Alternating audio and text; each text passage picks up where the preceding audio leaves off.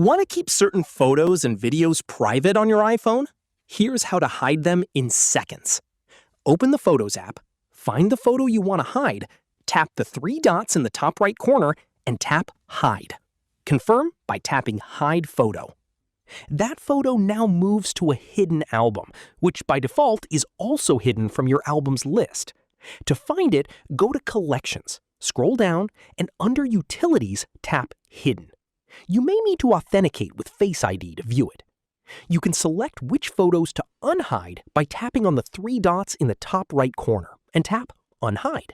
One more tip. If you want the hidden album to not even show up in your albums list at all, go to Settings, Apps, Photos, and turn off Show Hidden Album. Now it's completely invisible, unless someone knows exactly where to look.